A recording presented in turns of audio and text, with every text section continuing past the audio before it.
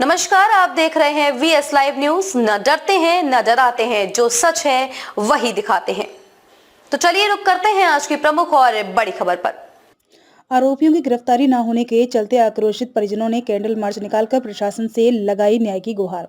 कानपुर के घाटमपुर में पुलिस द्वारा मृतक के परिजनों को न्याय न मिलने के चलते आज कैंडल मार्च निकाला गया, जिसमें महिला पुरुष समेत लगभग 1 सैकड़ा से ज्यादा लोग शामिल रहे। वहीं कैंडल मार्च निकालने के दौरान पीड़ित परिवार ने स्थानीय पुलिस पर उचित कार्यवाही न करने का आरोप लगाया है। जानकारी के मुताबिक बताते चलें कि बीती 22 दिसंबर को भोर घाटमपुर थाना क्षेत्र के आशा नगर के रहने वाले युवक सौरभ उर्फ पंकज का शव जहांगीराबाद रेलवे ट्रैक पर पड़ा हुआ मिला था, जिसको देख स्थानीय लोगों ने इस मामले की जानकारी पुलिस को दी थी। जहां मौके पर पहुंची पुलिस ने मृतक के परिजनों को सूचना देने के दौरान मृतक के शव को पोस्टमार्टम के लिए भेज दिया था।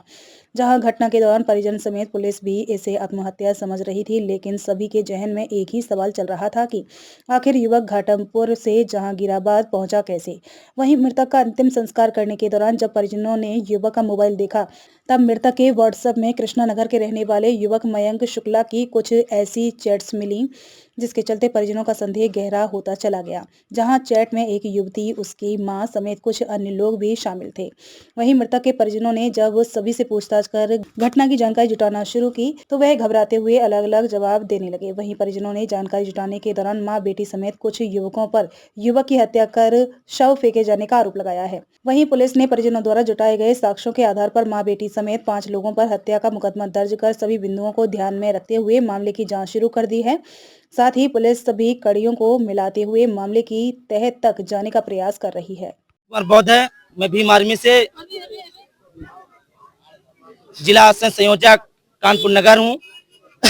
यदि आज यहाँ पर ये बहुजन समाज का बेटे के साथ हत्या हुई है, एक किसान का बेटा है, बहुजन समाज का बेटा है, मजदूर का बेटा है, दलित का बेटा है। इस जगह और कोई बेटा होता, यदि मुसलमान का बेटा होता या तो और ठाकुर पंडित का बेटा होता, तो अब तक पुलिस उनको गिरफ्तार करके जेल भेज चुकी होती। यदि आज हमारी बहुजन समाज के लिए सोनू ठेकेदार भतीजे का मर्डर हुआ और पुलिस अभी तक गिरफ्तारी नहीं की है, मुकदमा 302 का गिरफ्तार हो चुका है, तो शासन प्रशासन यहाँ के लोग उनको गिरफ्तारी नहीं करते हैं। तो अब हम लोग ये कैंडल के माध्यम से आपको बताना चाहेंगे, बहुत जल्द महाआंदोलन की तैयारी करूंगा और यहाँ पे मैं घाटमपुर थाने के बाहर धरना धर के बैठूंगा। जब तक न्याय नहीं मिलेगा तब तक धरना नहीं हटेगा। साथियों, मैं और मेरी टीम बड़े भाई से रिक्वेस्ट करूंगा, निवेदन करूंगा, नगीना सांसद एडवोकेट चंद्रशेखर आजाद जी से आह्वान करा दूंगा, बहुत जल्द बड़े पैमाने पे एक आंदोलन करने की तैयारी करूंगा। और जब तक सोनू ठेकेदार और सौरभ संकवर को न्याय नहीं मिलता, तो ये अब बहुजन समाज शांत नहीं बैठेगा। और शासन प्रशासन घाटमपुर कानपुर को सुन ले, यदि बहुजन समाज को कीड़े मकोड़े समझ रहा हो तो याद रखना, ये भी एक बहुजन समाज के किसान का बेटा, मजदूर का बेटा, आपका बेटा, एक आप साथियों का बेटा है। ये जब तक लड़ेगा जब तक न्याय नहीं मिलेगा, लड़ेंगे और बहुजन समाज के लिए न्याय दिला कर रहेंगे। मुकदमा लिखने वाला वही बेटा और मारने वाला वही, और यहाँ तक सत्ता पक्ष का जो पीआरओ है वो भी यहाँ वही।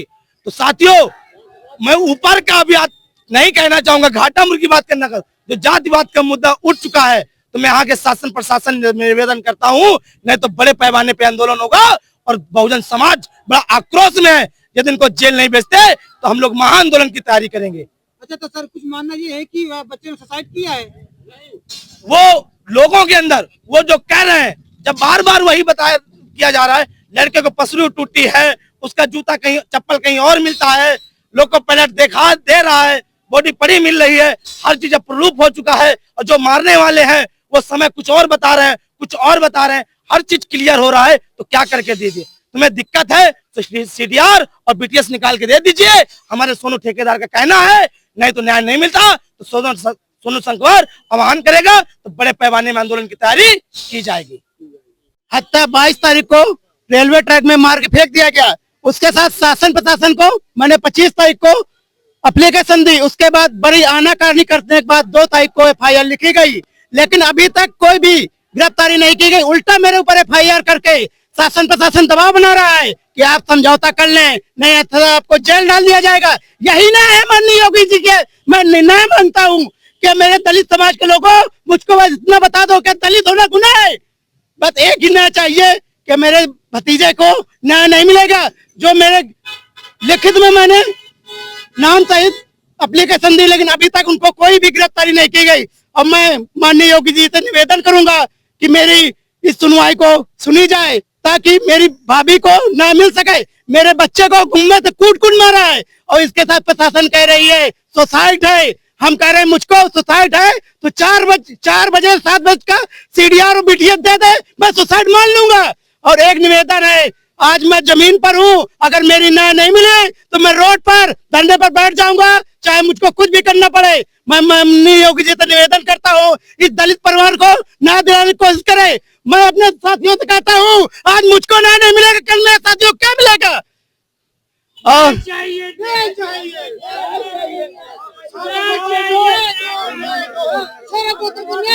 बस मेरे को मान जाइए, जो लड़कों के ऊपर एफआईआर, इनको गिरफ्तारी तत्काल प्रभावित की जाए। माननीय योगी जी से बड़ा निवेदन है, हमें शासन के ऊपर पूरा भरोसा है, लेकिन जो घाटमपुर प्रशासन मेरी कोई भी नहीं सुन रहा है, 1% मेरी कोई सुनवाई नहीं कर रहा है। अभी तक कोई दलित के बेटा होता तो उसका घर खोद डालते एक एप्लीकेशन में, 302 के एफआईआर बिना वारंट किया है, तब भी आज के घर में उसके घर में गिरफ्तारी नहीं कर रहे हैं। मेरे को हम लोगों को न्याय दे दे, इसके अलावा और मेरी कोई मांग नहीं, इनकी गिरफ्तारी की जाए। बस प्रशासन हम लोग को गुमराह कर रहा है, नीचे कुछ बोलता है ऊपर कुछ बोल रहा है। अधिकारियों से कह रहे हैं सुसाइड है, हम कह रहे हैं सुसाइड है तो मैं 4 बजे से 7 बजे तक का सीडीआर और बीटीएस उठा के दे दे, हम जो कहेंगे वो मानने के लिए तैयार हैं। कमिश्नर साहब के पास गए, कमिश्नर साहब को माननीय कोतवाल साहब जैसा बताएंगे वो तो वैसे जाने, बड़े अधिकारी तो बहुत सीधे हैं, लेकिन जहाँ नीचे से ही जैसा होगा वैसे तो ऊपर माने। खबरों में अब तक के लिए बस इतना ही। फिर होगी आपसे मुलाकात ऐसी ही किसी बड़ी और खास खबर के साथ। तब तक के लिए नमस्कार और देखते रहिए VS लाइव न्यूज।